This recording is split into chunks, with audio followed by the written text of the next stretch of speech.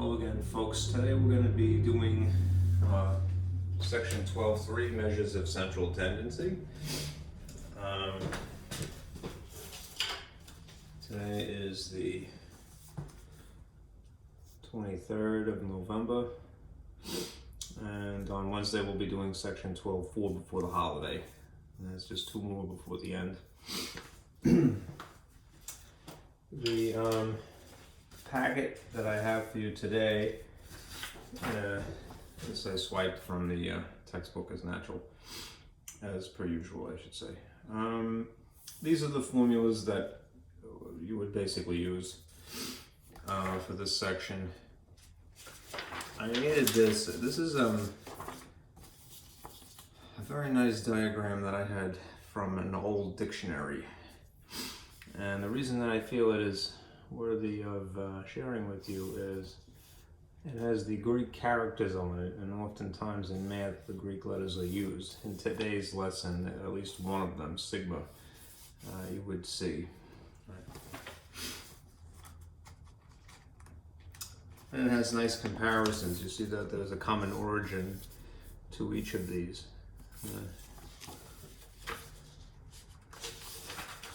And then the last couple of pages is word problems,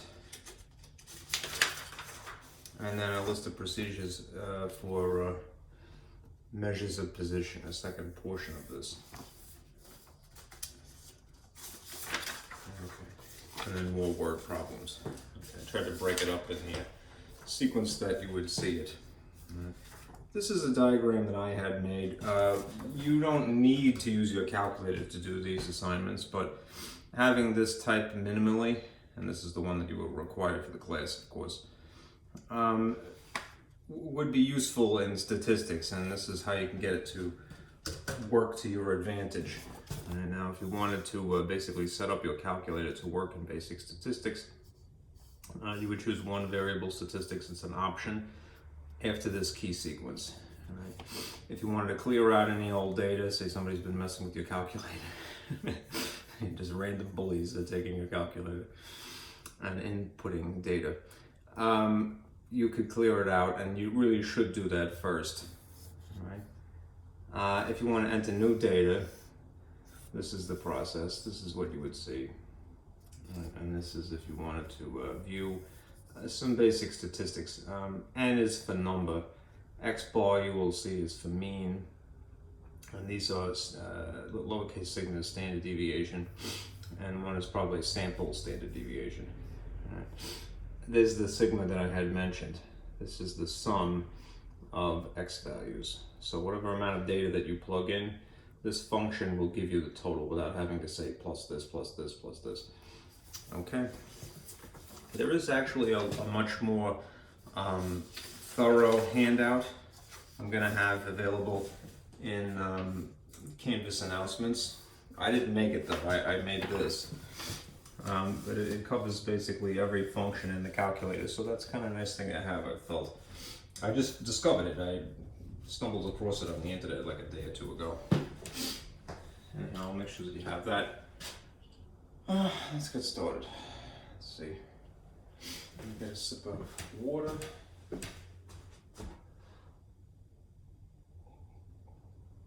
Okay. All right. The name of this section is naturally measures of central tendency. What does that mean? Well, measures of central tendency are types of averages.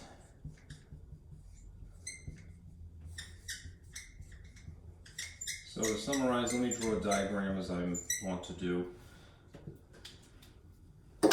inclined to do. That's better. Okay. Types of averages. Whenever you hear this phrase, measures of central tendency, think of types of averages. And there are at least four, right? Basically, it's a number near the center of data that is meant to be representative of that data.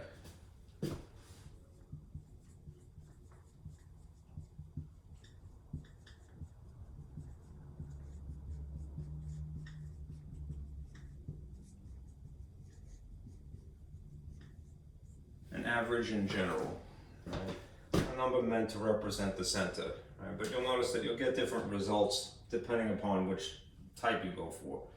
And sometimes it's better to choose one over the other as well. There's the mean, which is the one we think of when we hear the word average, right? Then there's the median.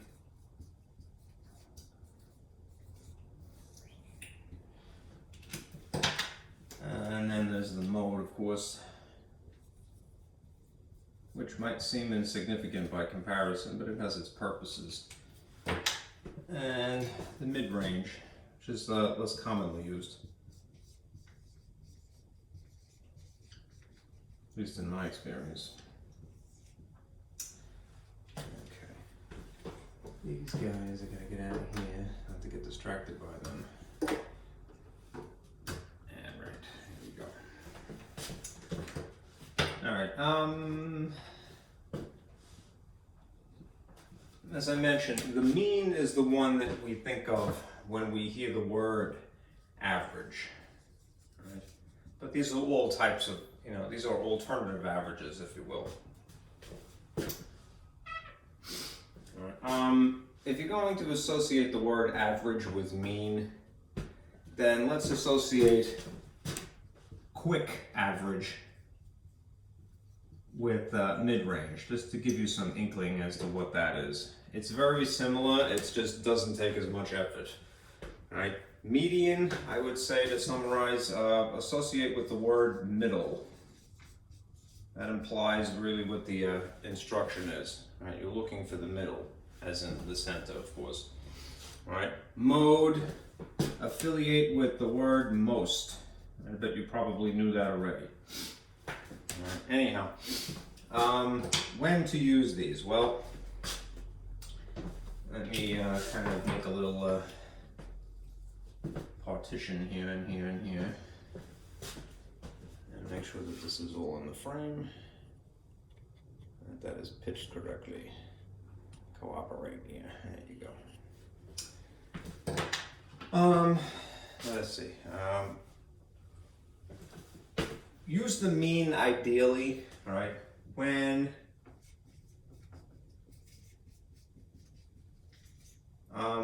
there are no large gaps between data.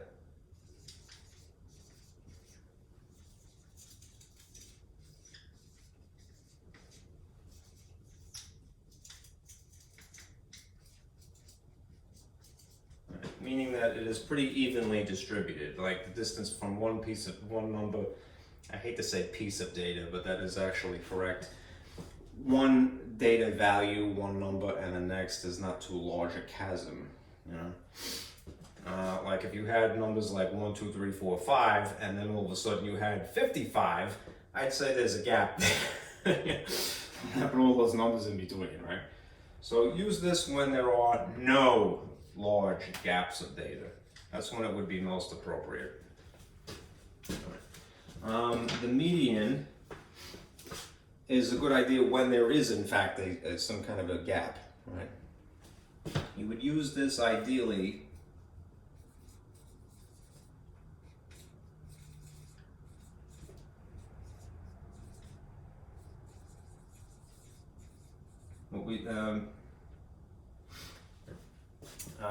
we say that there's a skew, right? When the data is skewed left or right.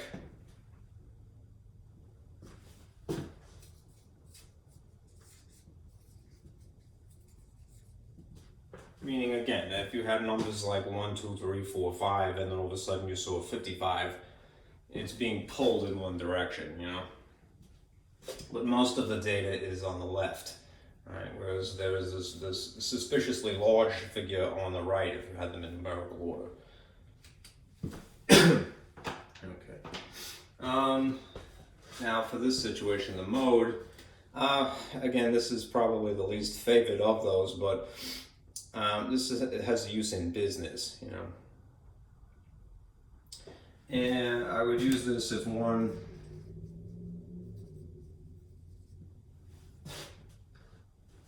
when interested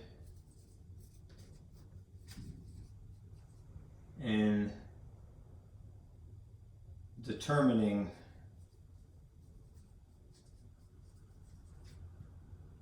most popular item.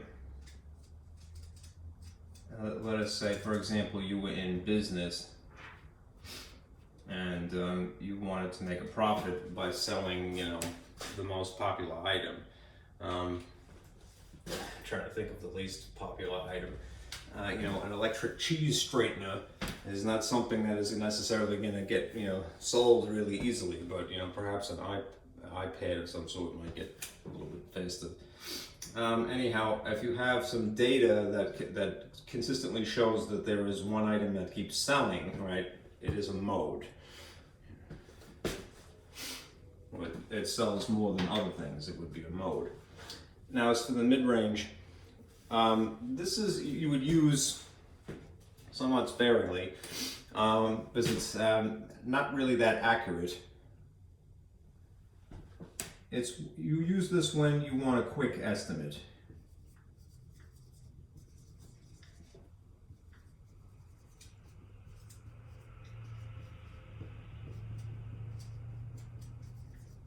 It is similar, the process, to finding a mean, which is why I would label it a quick average, but it only uses two pieces of data rather than the whole slew of data.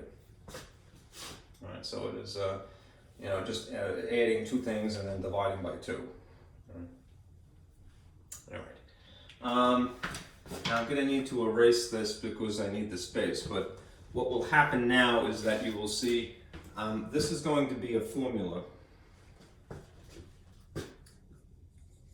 for median, for mean. And then there'll be a shorter formula, as I kind of alluded to, for mid-range. The other two are more or less a procedure just to differentiate.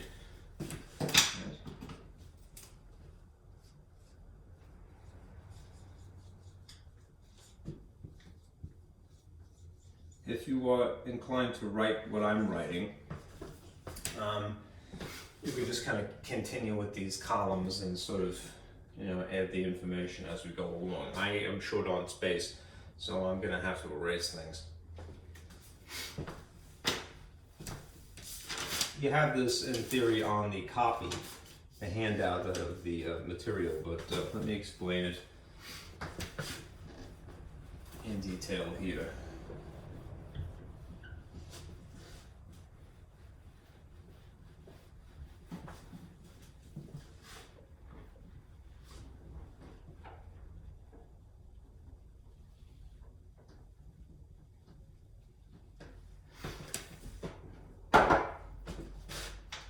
Drink out of that.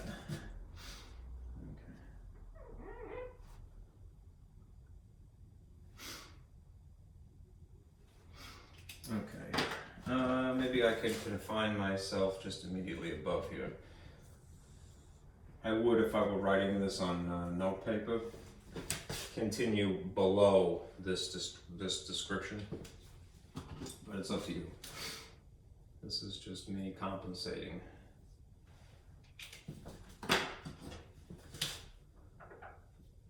For the awkward situation that I'm in.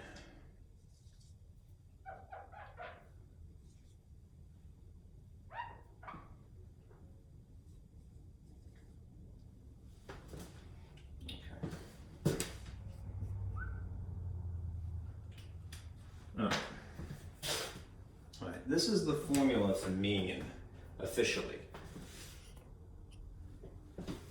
The mean is abbreviated by the letter X bar, is the way that it's referred to. There is a similar formula for a type of mean which uses this Greek letter which is pronounced mu. Right, that is again why I had given you this handout. Here is mu, lowercase mu. It looks like a very stylized U, if you will. It has more flair.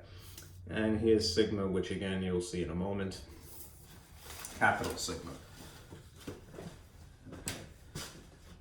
X bar is for a mean of a sample. Mu is to signify that you're taking mean of a population. You will not see this too much in our situation, but in a full-blown, full semester's worth of statistics, this will be quite a common occurrence. Anyhow, the rest of this is capital sigma, and then x, and then over n. Sigma is the Greek letter for S. And the logic, I would say, is that, well, if it's S is in sum, and sum is in adding. All right? It's a little bit far away, perhaps you can't see that. Sigma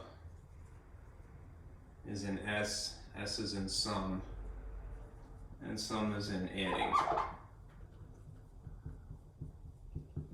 So if you see sigma and then some symbol immediately adjacent to it, sigma x, that means add x's. If you saw sigma and a happy face, it would mean, in theory, add happy faces, as silly as that is, right? N is basically the cardinal number. You might remember from probability or set notation. A cardinal number is the number of numbers. How many data values there are. Okay, so you might intuitively do this anyhow, but this is what the effect would be of this. It would be, okay, sigma x means add an x to an x to an x,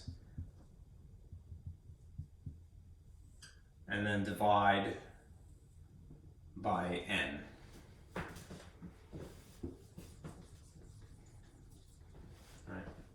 Add all data, divide by the number of data.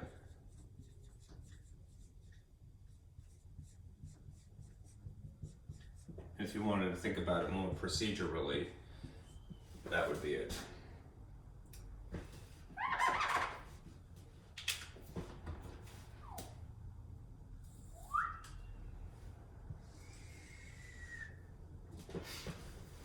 Okay, we'll do a couple of examples of each of these momentarily. Let me get a little sip of water.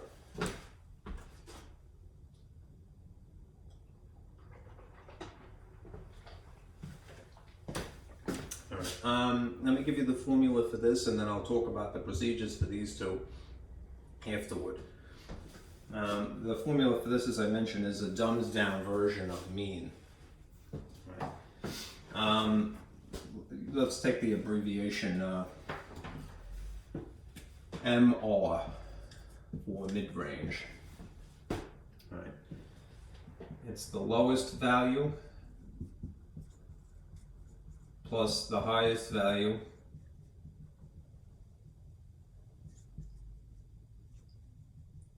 divided by 2. Again, it's just meant to give you a quick sort of an average. It's not really taking into consideration the multiple values that would exist in between these two, unless there are just two.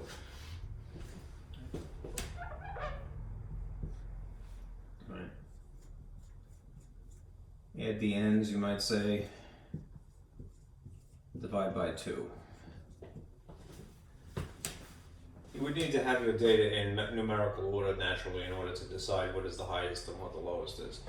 Otherwise, you'd have to have a keen eye that can recognize those two things immediately. Anyhow, save this and save this.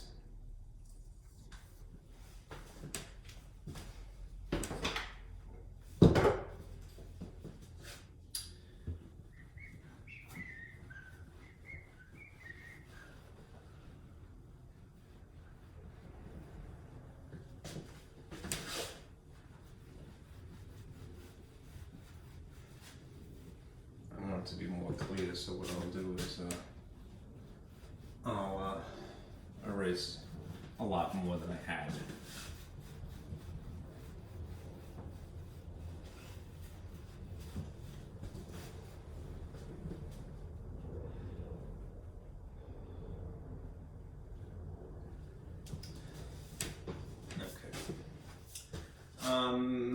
As for the median,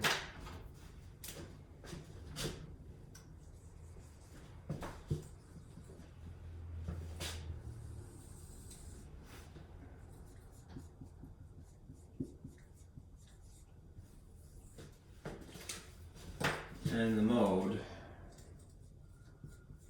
here is a list of procedures for those each.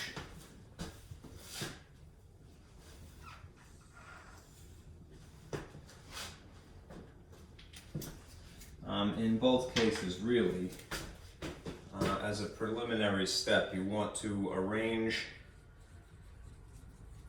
or what they sometimes say, rank. That word gets used a lot. In numerical order. Ideally from least to greatest. That is true in both cases.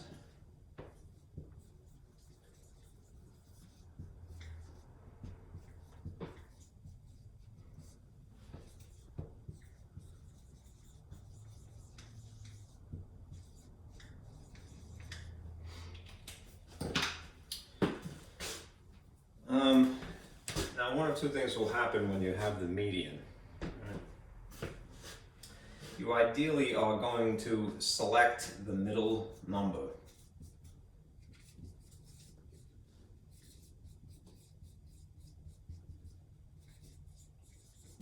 Right? That would be the median.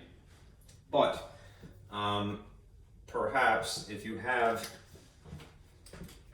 an odd amount of data versus an even amount of data, there is some extra you may have to do. Odd amount of data, an even amount. That's not to say that the number itself is odd or even, but the total quantity, the cardinal number.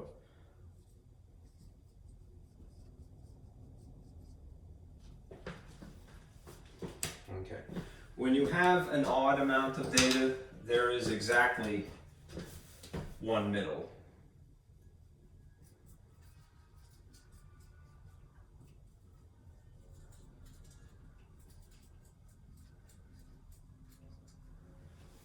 When you have an even amount of data, technically there are two values in the middle. Right? And what you will need to do is average those. So add those and then divide by 2. My neighbor's weed whacker or something. All right. When you have a mode, again, you would put the material in numerical order. And ideally, you would select the number that occurs the most often.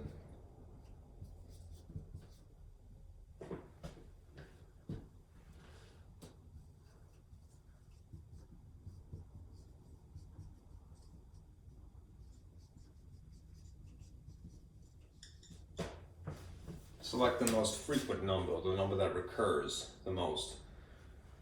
All right. What can happen is one of three things in that situation. You might have a situation where there is exactly one mode. There is one number that overwhelmingly repeats. Right. Or, right, you might have two modes, two numbers that repeat in the same amount, and they call that bimodal.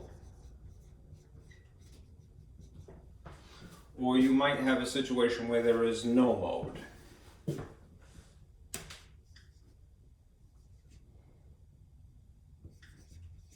That is a little bit more tricky. Let me emphasize this a little bit better. I have 1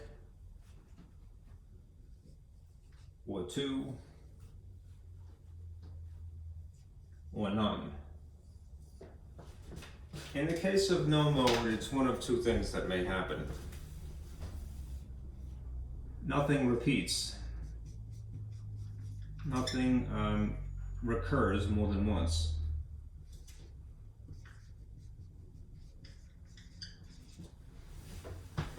or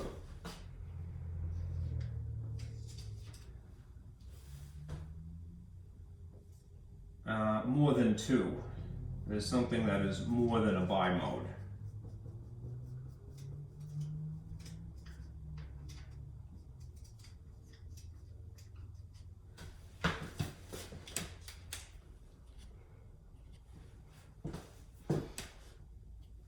It's a bit faint, so let me just darken this.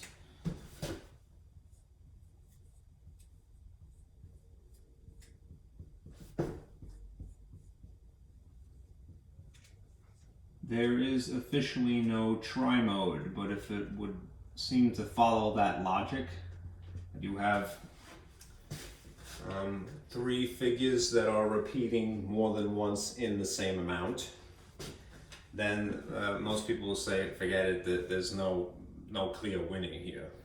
Okay, at best you can have a bimode, right? But there's no trimode, there's no quadrimode, or whatever would be the logical nomenclature, right? You either have 1 clear winner or 2 or none. Okay, and that is an overview of all of those types. Now, let me go through the examples with you.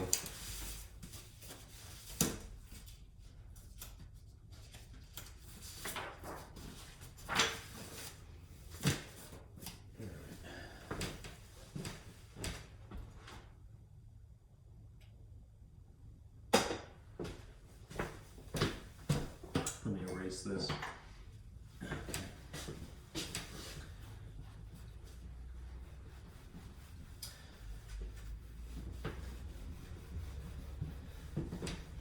It's nice to see my markers are so cooperative today. They usually don't erase so easily. Not to complain about it.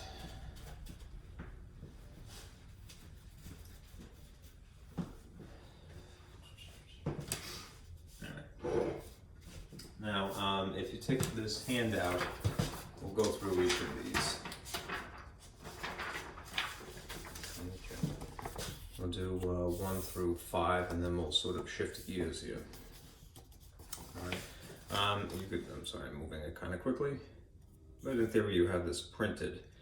Determine the mean age of a group of firefighters if the ages of the individuals are 30, 21, 51, 37, and 51. I have to read it backwards, sorry. This is the data array. It's just 1 row long. So we're going to need that multiple times to answer each of these questions.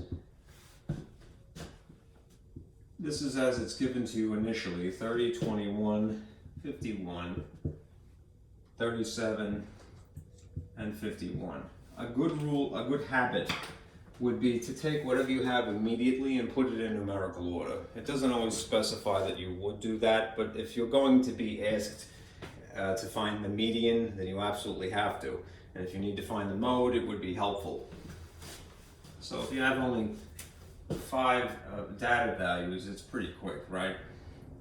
21, 30, 37, 51, and 51 is really what you're working with. Now, as for the example 1, it's probably taking up too much space, but hey, whatever. Example 1 is asking for the mean. Right? Now, you're certainly welcome to use your calculator in an event like this, but you would use this formula in theory, which is a summary of just adding everything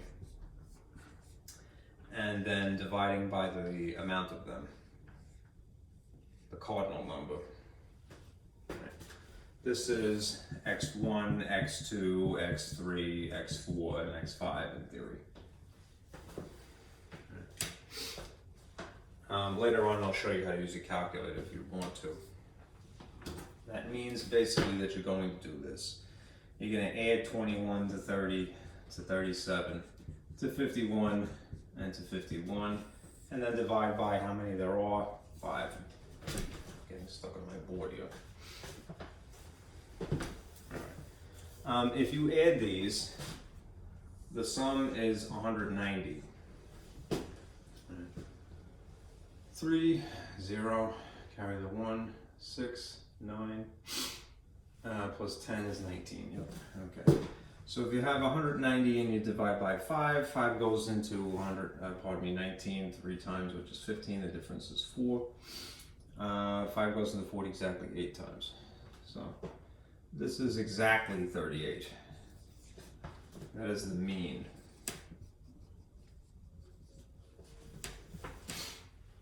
Okay.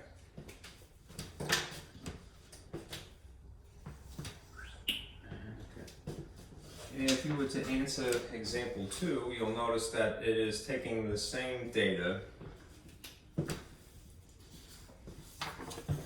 but in this example they're asking you to find the median. Okay. And now that it is in numerical order, you can tell whether it is an even amount of data or an odd amount of data.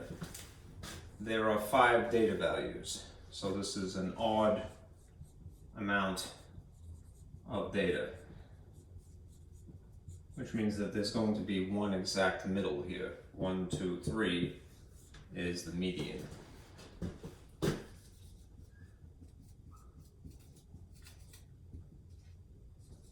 $37.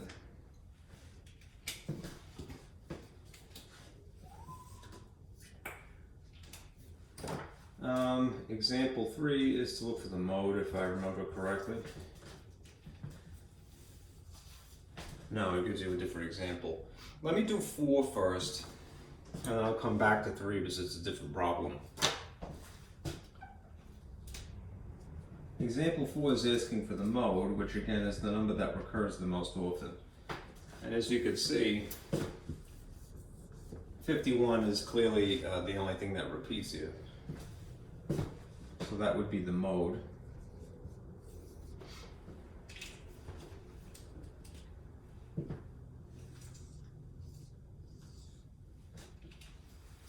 And then example 5 is to find the mid-range,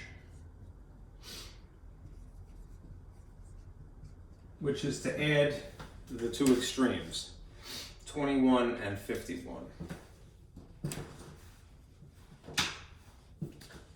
The lowest data value plus the highest data value divided by 2, an average of just those 2 things, to give you a rough estimate. All right, what would you get? 72 divided by 2, the mid-range would be 36. Okay.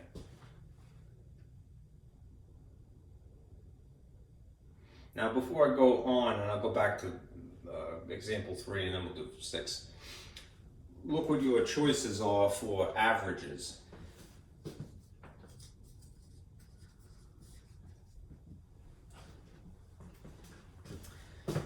You have 38.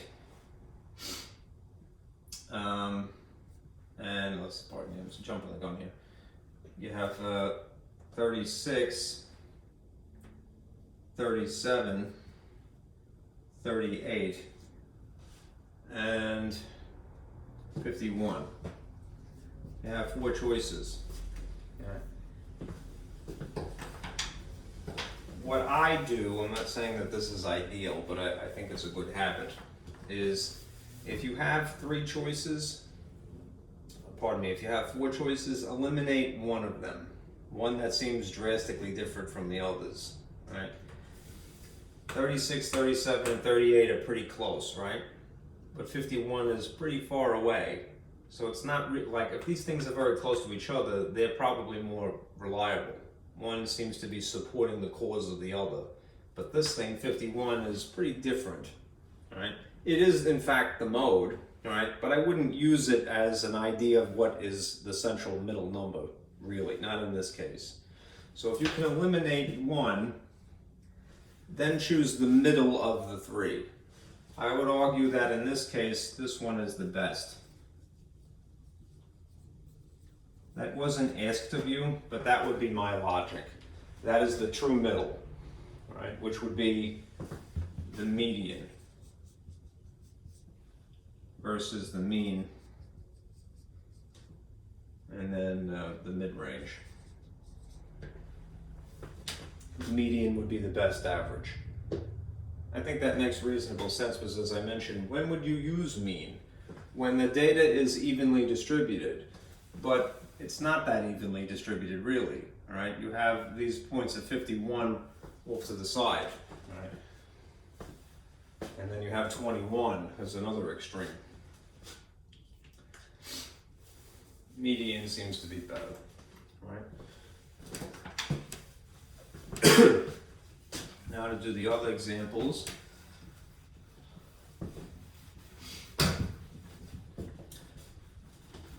Different numbers to work with. See what you have for that. If you go back to 3, it is asking you to determine the median of the following sets of data. Now you have choice A and you have choice D, and you'll see there's a for different purposes once we get to the answer here. Example 3, A, and then there's example 3B. I can't draw a straight line to save my life. That's why I failed out of art school. The data that you're given is a 1-row array, if you will. I'm just going to copy here. It isn't in numerical order, so again, I would do myself that favor and attempt to put it in numerical order almost immediately.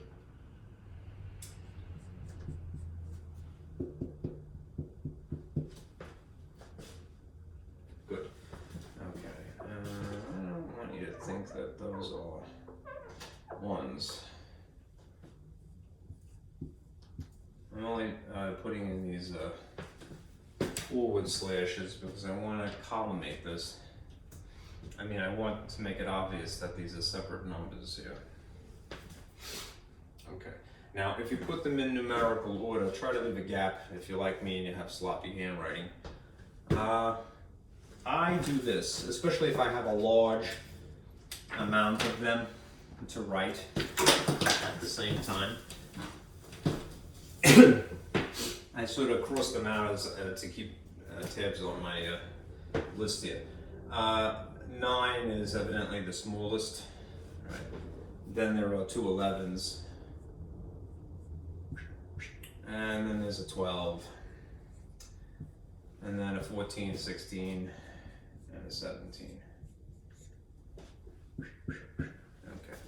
Now, this is in numerical order. We are asked to find the median, which again is ideally the middle. But in this instance, how many data values do you have? You have 1, 2, 3, 4, 5, 6, 7. Did I miscount? 1, 2, 3, 4, 5, 6, 7, 8. I neglected 16. Dopey. Another 16, and then a 17. Don't let your squiggle decide how many data value you have. You screwed me up, squiggle. Okay, so now you have 8 data value. That means that there's an even amount of data. And what does that mean? It means that there's 2 values in the middle.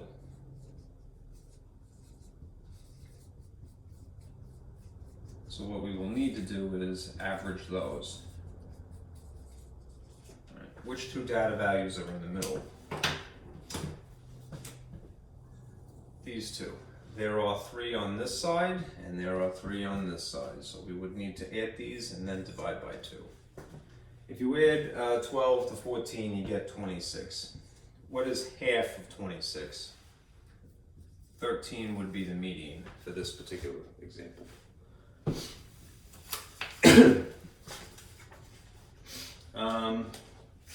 In the second example, they give you this.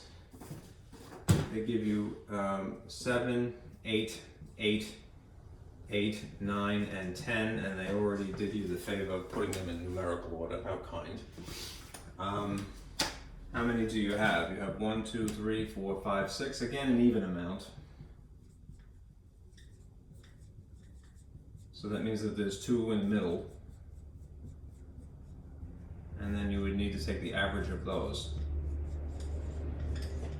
In this case, it might seem a little unnecessary because look what you have. You have the same number in the middle.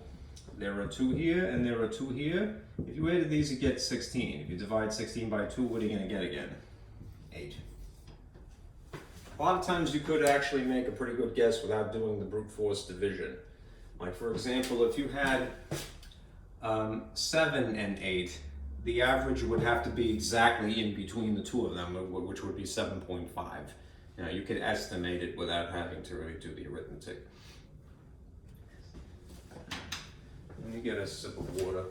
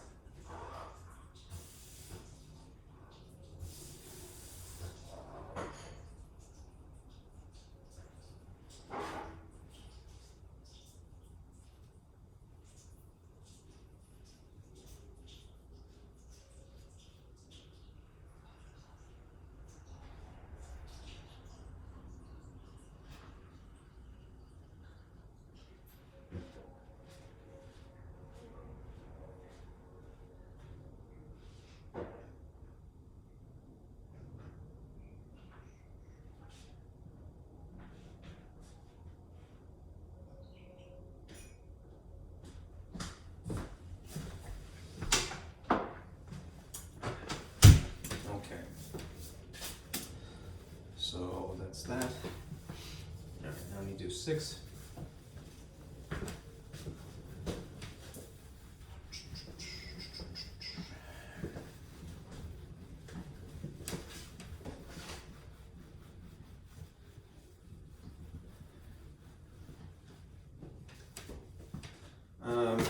Sorry, I'm all wet here. Going on slip and slide here. Number 6. Down at the bottom is a bit involved. You have to basically do the same calculations using this set of data instead. What I'll do is at least introduce how to use your calculator at this point. Let me read this now. The salaries of 8 selected social workers rounded to the nearest $1,000. 40, 25, 28, 35, 42, 60, 60, and 73. For this set of data, determine the A mean, B median, C mode, and D mid-range. And then list the measures of central tendency from highest to lowest. They don't ask you to do what I had done before, which is to decide which is arguably the best, but we could do that. All right. Here's example 6. All right, you're given this set of data in this arrangement: 40, 25, 28, 35, 42, 60, 60, and 73. Right. And just understand that since these are salaries, you don't have to write this. This is really $40,000. So 40K, all right, 25K, which is, I wish I were that person. It was like I'd say $73,000. They don't pay social workers clearly enough, right? $25,000 is not livable for anybody a year. Anyhow, and it is a noble vocation as well, I might add. So. If you ever in the position someday to pay a social worker what they really deserve, lean more that way, all right? Not like this. This is being a jerk, all right? Okay. So for A, we're gonna calculate the mean. For B, the median. For C, the mode. And for D, the mid-range. All right. Now again, if you were going to do this by hand, right, in the case of mean, you're going to add all. Right? and then divide by how many there are. 1, 2, 3, 4, 5, 6, 7, 8. Divide by 8. Right. The median you have to arrange in numerical order. I'm going to go with this phrase just because it's more brief. Rank these. Rank first, right? Choose the middle. That's more concise. In the case of the mode, you would also rank it and then choose the most.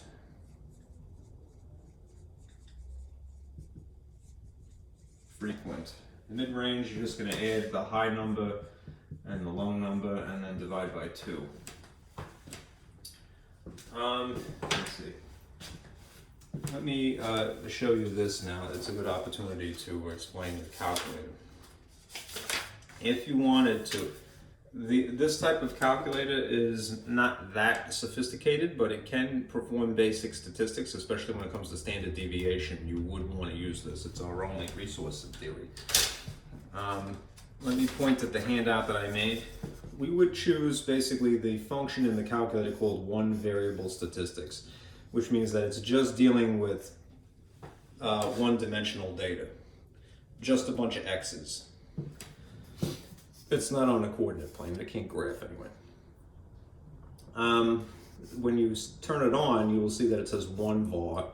But in order to get there, you need to hit the second button and then the data button. This engages the statistics feature that is behind data. And then you would press enter immediately because it is already on one variable statistics ideally. What I may have to do is clear out the data. So let me just show you. If I turn this on, it's a little faint because of the reflection, but if you hit second and then data, you see that it's already highlighting one variable statistics. Now, if you scroll over just a wee bit here, there is clear data. I would do that first, especially if you're borrowing the calculator. It might have some junk in there. You would just hit enter, and it should have cleared it in theory. Right. Doesn't seem to be contesting that, so fine. All right, now we're back here. One variable statistics. I want to choose this function, so I'm going to hit enter again, and now it's good to go. If you press the data button now, it allows you to enter different values for x. Notice that it has a subscript of 1, meaning this is the first data value.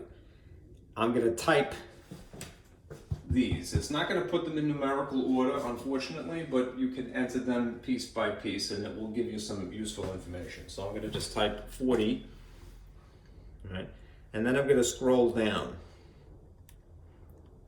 This is frequency of 1, meaning that there's only 140 here. Later on, when I get to the 60s, if I don't feel like typing 60 twice, I could put frequency 2. All right, so I'm just going to skip past this. Keep scrolling down, and now you see you have x value 2, which would be 25 in this case. And then x3, keep scrolling down, 28, 35, 42. It's a little tedious, right? Now when I've gotten to the 6th data value, 1, 2, 3, 4, 5, 6, right? Notice that there's two 60s. I'll take advantage of the frequency button now. I'll have to enter 60, but when I get here, frequency, I'll just change this for 2. There you go. And now I'm going to skip. And even though it says X7, it'll rectify later. All right. Here's 73. That is the next data point. 73. All right. You don't really need to do anything else past that point. There's no X value 8 just because I'm not typing 60 twice. Now, if you want to get it to perform basic statistics, all right, to view basic calculations, you're going to hit stat var, which is an adjacent button, and then you will choose whichever underscored function you would like. All right. I could just go for the sum, but what's interesting is, you see X bar is already as one of the options. That is the mean. Right? and this is the number of data. Remember, I only typed 7 of them, but if the calculator is up to snuff here and it's performing correctly, it should compensate for these 2 and tell me that there's 8. We'll see. All right. Here's the stat var.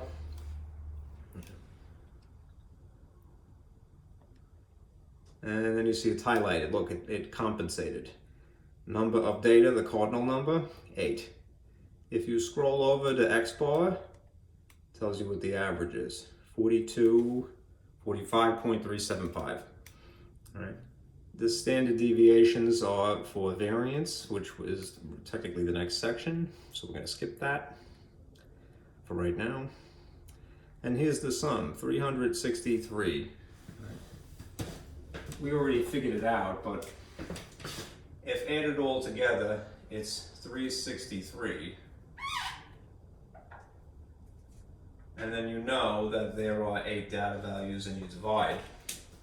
We can confirm that the calculator is correct, right? I'll apparently have to put in some extra zeros here. It goes into 36 roughly 4 times, which is 32. The difference of 36 and 32 is 4. So I'm going to write a little superscript 4. It goes into 43 roughly 5 times, which is 40. The difference of 43 and 40 is 3. It goes into 30 roughly 3 times, which is 24. The difference of 30 and 24 is 6. 8 goes into 60 roughly 7 times, which is 56. The difference between 60 and 56 is 4. And then it terminates exactly at 5. So just as the calculator predicted, this is the mean, which is quite precise, meaning it has gone to the thousandth place in terms of its precision. 45.375. All right, now for the median, we really do need to put it in order, and this type of calculator, to my knowledge, does not do that. All right, so I'm gonna go back to X bar and see that that's the number, 42.375. I will have to brute force arrange this, so I'll write it just above it. What appears to be the small number is 25, so that's accounted for. Then 28, that's accounted for. And then it should be 35, right? Oh, it is in numerical order. No, 40 is in the wrong place. All right, 35, then 40. Then 42, then the 60s, and then 73. It wasn't too botchagaloop, but now it's ever so slightly better arranged. Right? There are 8 data value, right? 1, 2, 3, 4, 5, 6, 7, 8. So we have the same issue as before, which is that there are 2 numbers that land in the middle rather than just one obvious median. All right. What are those 2 numbers? 1, 2, 3, 4. These 2. All right. So we would need to average basically these, divide by 2. Right? Add them, divide by 2. Right? How do I know that those 2 are in the middle? Because there's 3 this way and there's 3 this way. It has to be balanced. So if you have 40 plus 42 over 2, you have 82. And 82 cut in half is what? 41. All right. The mode is evidently 60. That is the one number that recurs. The mid-range, again, the quick average, the high number, the low number, the extremes, would be, you're going to use 25 and you're going to use 73. Right, no, my board here. 25 plus 73 divided by 2, I wrote it backwards, but so be it. 98. 98 divided by 2 is 49.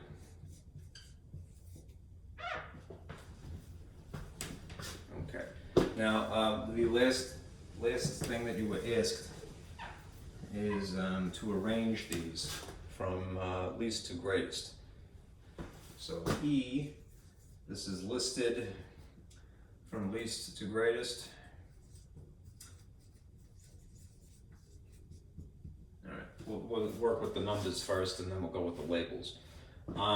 The low number is the median, so it's 41 and 41,000.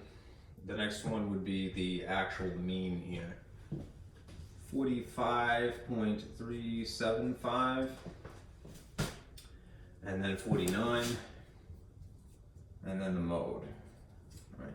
Again, they didn't ask you to do this, but if you had to choose which is the best average of these four types of averages, I would try to eliminate one out of the four and then compare just the three. Choose the middle three, as long as they're in numerical order, and they are. All right.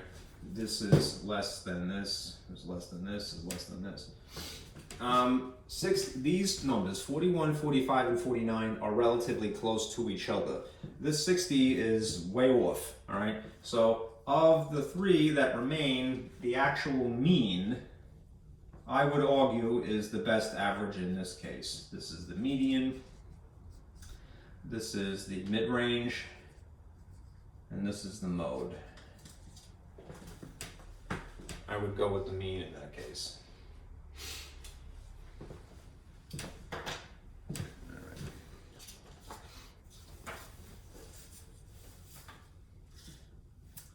All right, let us talk about the other subject. And there's just two examples and then we're done.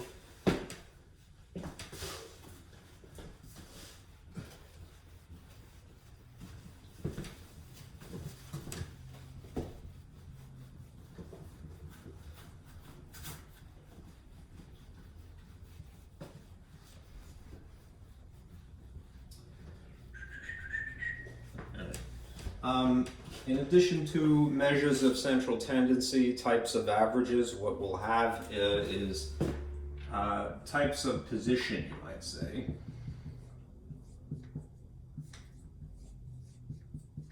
And there are basically two for this section.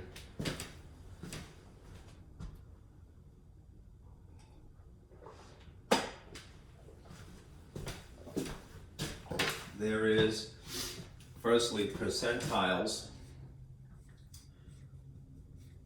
which you've probably heard before that term. And then there is quartiles.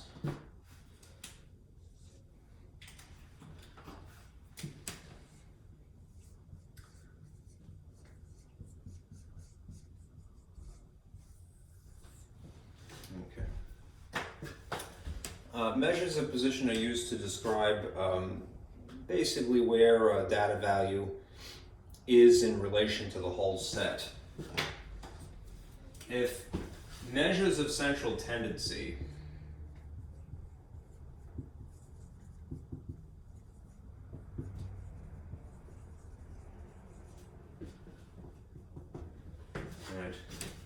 are an idea of the center, or the middle of data. See if that's in the frame. Think of position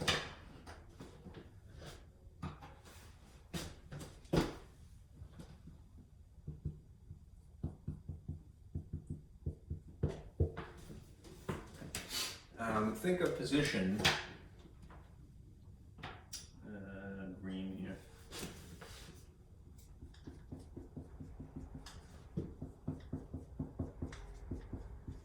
Think of position as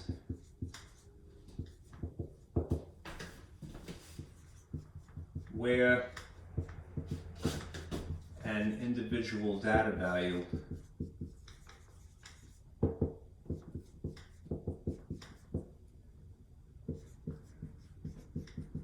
is in relation to the data.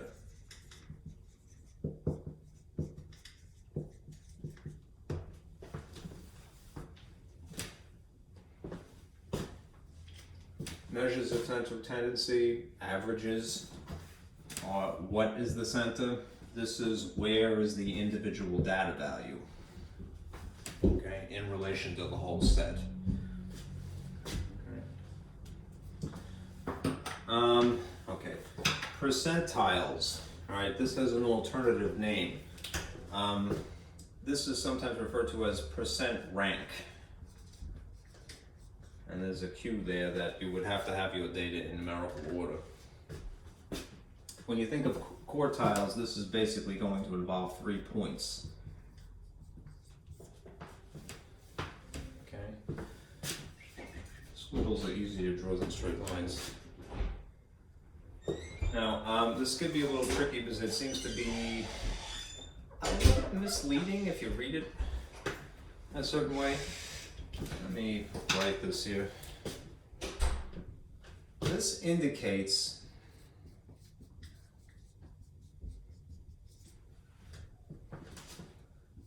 the percent of data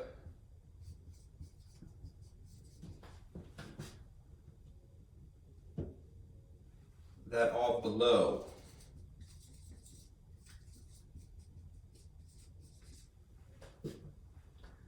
a specified point.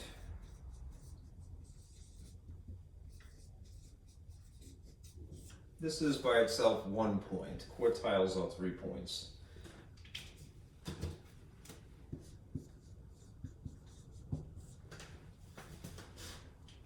Okay. As an example, think of standardized test scores that you may have heard.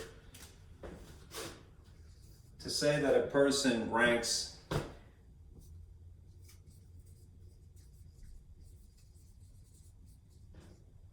'75th percentile,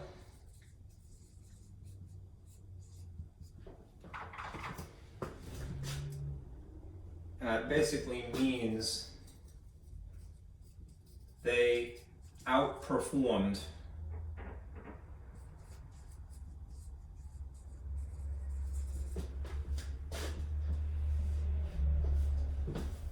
about 75% of all others. That may be saying it took the same test, say, for example. It does not mean that you had a 75% correct on the test. It's a little misleading for that reason. Right? An alternative way of phrasing this, rather than saying that a person ranks 75th percentile, means that they outperformed about 75% of all other people. You could say alternatively,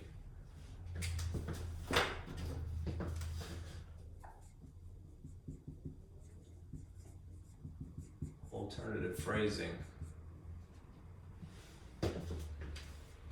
about 75% of data are below that point. Okay. Now there's a formula to this in theory. I don't think that you're responsible for it, but because I haven't seen it yet in your work, certainly not in the examples that were given, but I'll give it to you anyway. I'm going to fit this.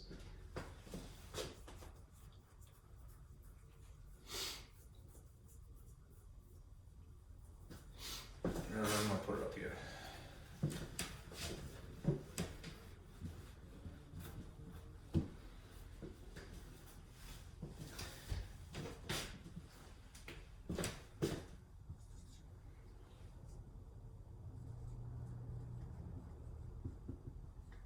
Number, let me see if that's visible, looks like it is.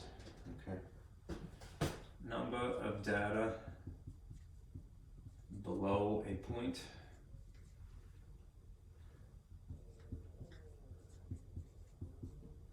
divided by n, the cardinal number, that is the number of data, makes a fraction, right? Which if you convert it, divide the top by the bottom, you get a decimal. Right? If you want to convert that to a percentage, you would multiply it by 100, and then that's equal to a percent. So this is the cop-out, but like if I use this number, 75th percentile, number of data below that point would be, let's say 75, and again, I'm just cheating.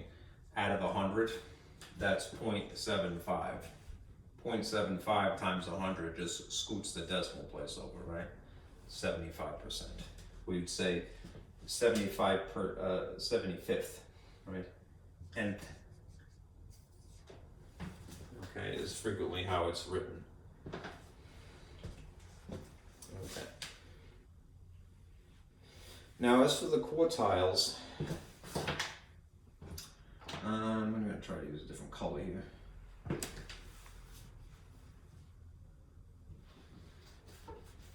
Need the space. I'm just going to chop that off there.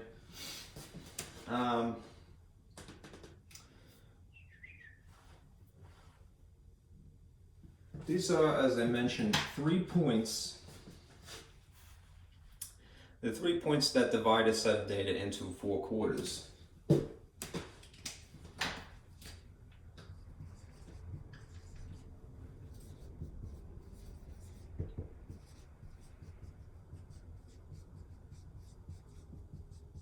They divide a set of data technically into 4 quarters. There's a diagram in the handouts, and I'll just substitute it with a drawing here. Usually, you might have heard of this, a box and whisker plot. This is where you would draw such a thing, right? You'd have a number line.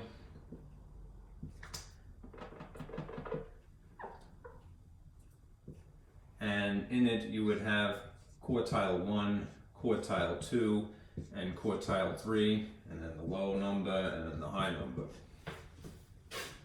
All right. Quartile 2 is always the median. So what you would have to do if you were going to basically draw a diagram like this, or even just answer the question, what are Q1, Q2, and Q3? Those 3 points. You would have to calculate the median first. I need the space, so what I'm going to do is I'm going to erase this.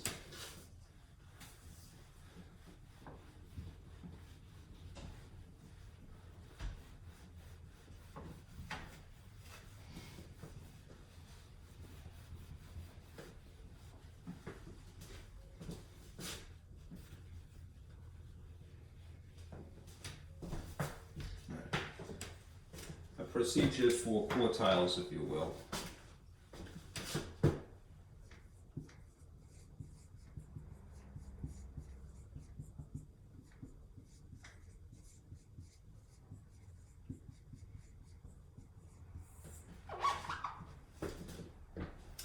One, you want to rank from lowest to highest.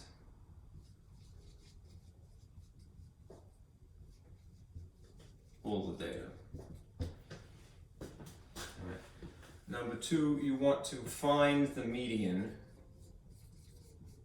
which again is looking for the middle, and label that Q2.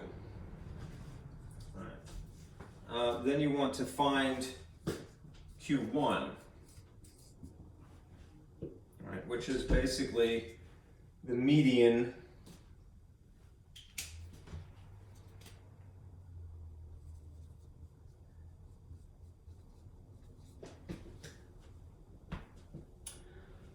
of all data less than Q2. What I mean is, if this is the exact middle, that's the median, then of all the data that is less than Q2, that exact middle is Q1.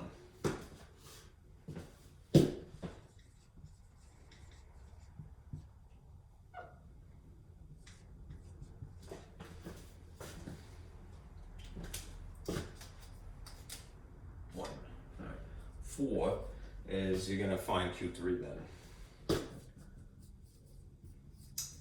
Find Q3, which is again the median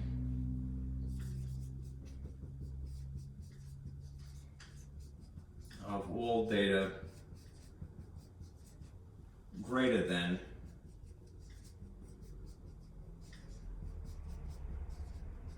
Q2. Everything is really contingent upon that. That would be everything from here to here. All data greater than Q2. And that exact middle. Now again, you're not really responsible for this, but if you were going to draw a box and whisker plot, the reason that they ask you to find Q1 and Q2 under normal circumstances is that you would draw a box basically from here to here.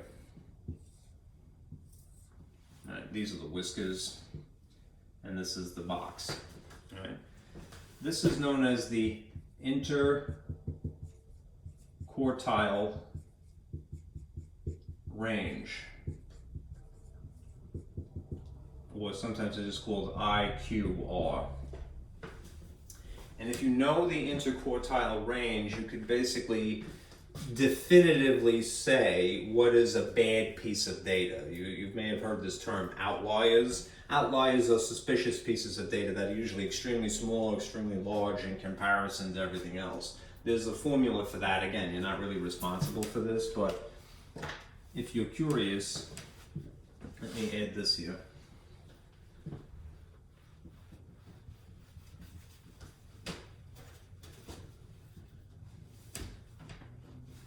I'll put this in a little thought cloud. Again, you're not responsible for this.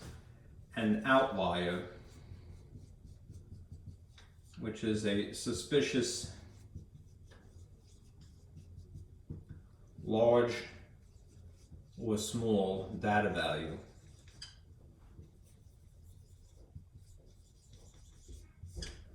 Probably not good data. An outlier officially would be something that is equal to 1.5 times the interquartile range. So if you could figure out what the difference is from this point to this point. All right. And again, that's an actual physical point on a graph, and this is the second physical point. Get that number and then multiply by 1.5. Something that is either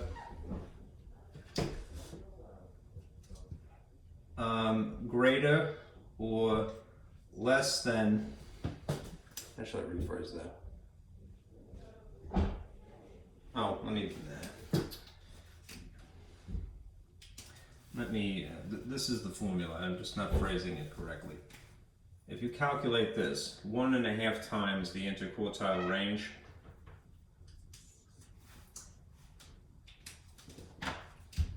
an outlier is either that value, I'll just call this M, something like that. I'm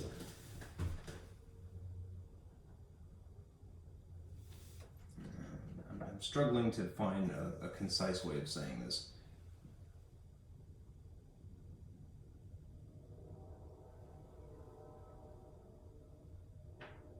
It's either above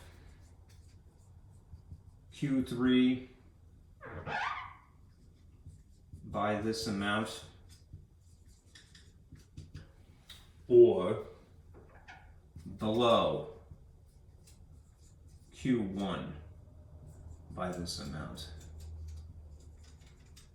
right?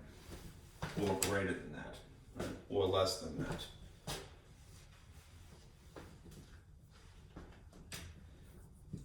Okay. An outlier is either above the third quartile by this amount, 1.5 times the interquartile range, or an outlier is below Q1 by this amount, 1.5 times the interquartile range. Right. This is the interquartile range from here to here.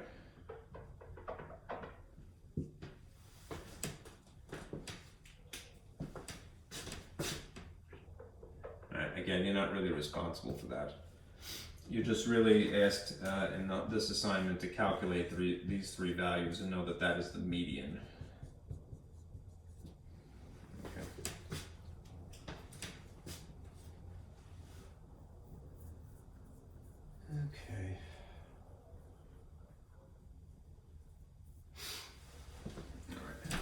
me do an example with you and then I'll stop.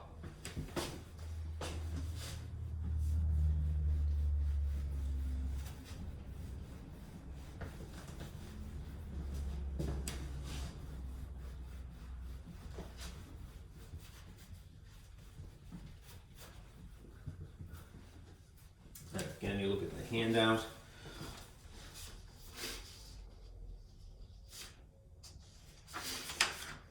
There are these problems.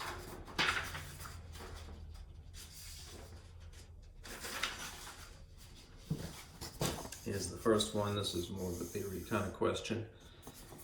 It says, Kara took an English achievement test to obtain college credit by exam for freshman English.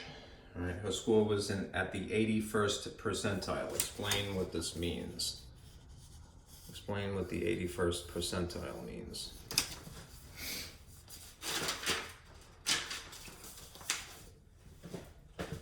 As example 7, 81st percentile. It means that Kara outperformed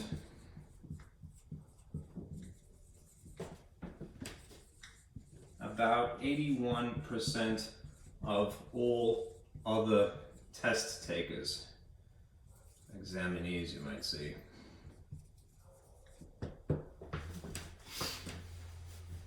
Okay.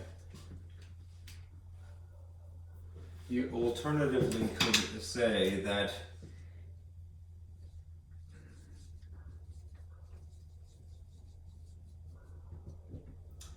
um, 81% of all scores were below Kara. And that means that in theory 19% are above Kara.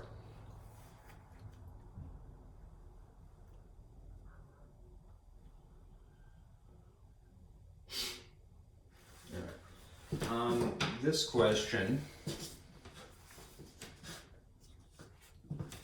electronics world, you see a data array that is more truly an array. It looks like a rectangle of numbers. Electronics world is concerned about the high turnover of its sales staff. I'm sorry, I really shouldn't be laughing at that. A survey was done to determine how long in months the sales staff had been in their current position. The responses of 27 sales staff follow. Determine quartile 1, quartile 2, and quartile 3. All right, I'm going to have to duplicate this by drawing it. So humor me for a moment. Let me draw the array as it exists on the paper.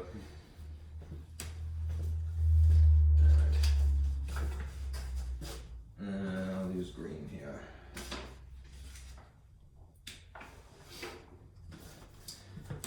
I'm going to take this data array and I'm going to purposely put it in numerical order because I really need to do that first in any event.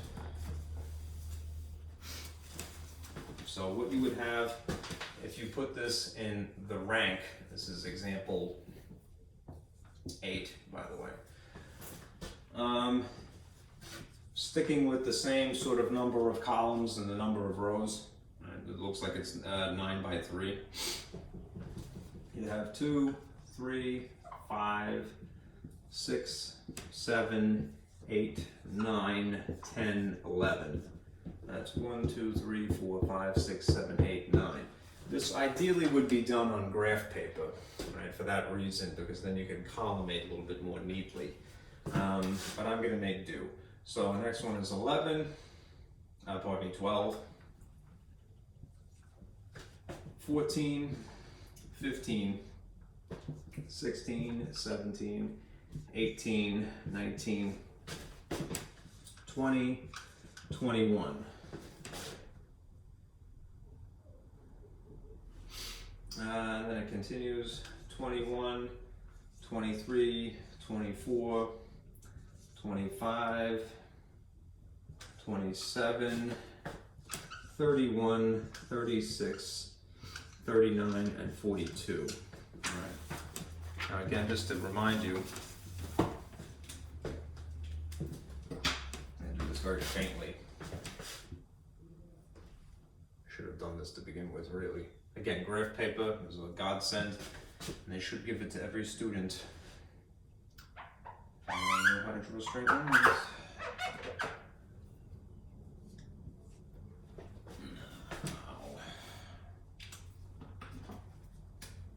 Learn to draw. Okay.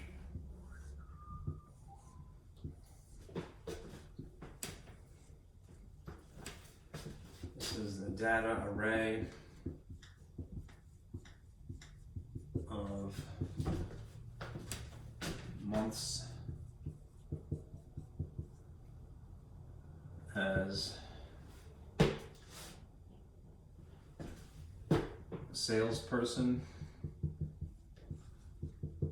at electronics world.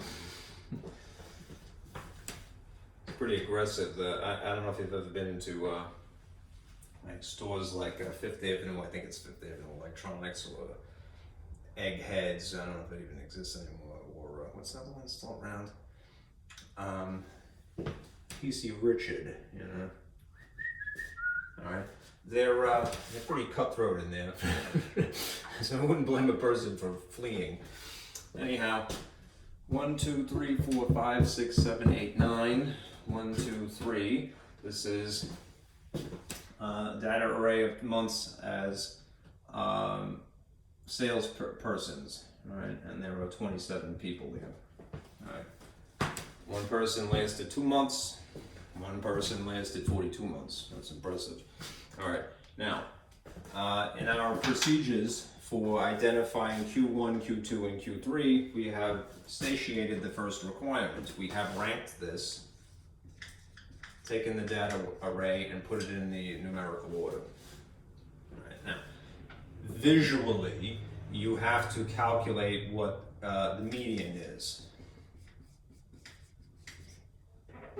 Let's make an educated process out of this. If there are 27 people, then that is an odd amount of data, which means that there is one exact middle number.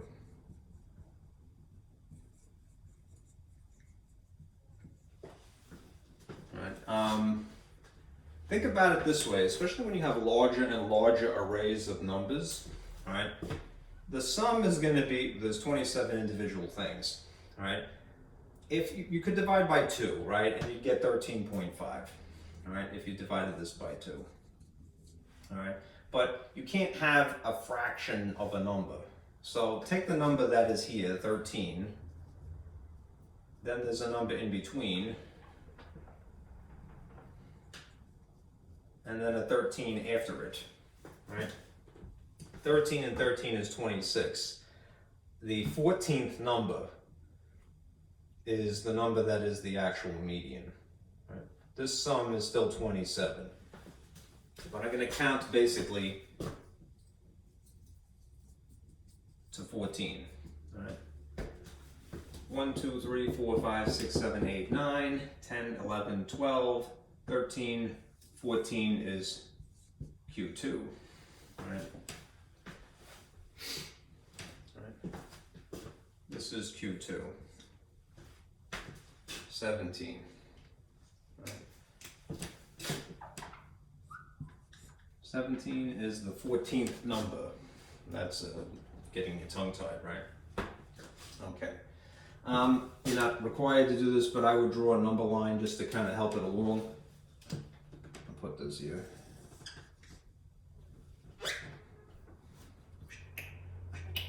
Okay. Here's 2, here's 42, and here's Q2. 17. All right. Now we need to find Q1.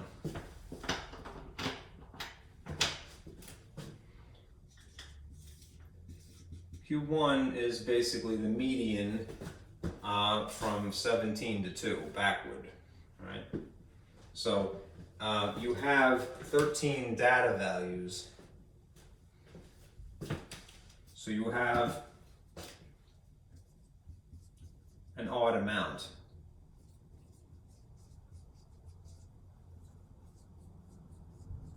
Which means, again, there's going to be one exact middle, thankfully.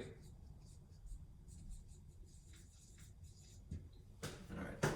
So you could take 13 and divide by 2 when you're going to get 6.5, but again, you can't have a fraction. So think about it this way. It's a sum of 6 plus one thing plus another 6. Right? That one thing, the 7th thing, is the number. Right. 1, 2, 3, 4, 5, 6, 7. Right. There are 6 data values before this number, and there are 6 data values after this number. 1, 2, 3, 4, 5, 6. So that means that Q1 is 9. Right, and the same thing for Q3. Let's see if that's in the frame. Looks like it is. Q3. Right. There are 13 data values above again, so I'm going to do basically more or less the same procedure. All right, count to the 7th number after this point. 1, 2, 3, 4, 5, 6, 7. That's Q3. This is Q1, and that's Q2. 24. Again, if you were going to draw a box and whisker plot, this would be it.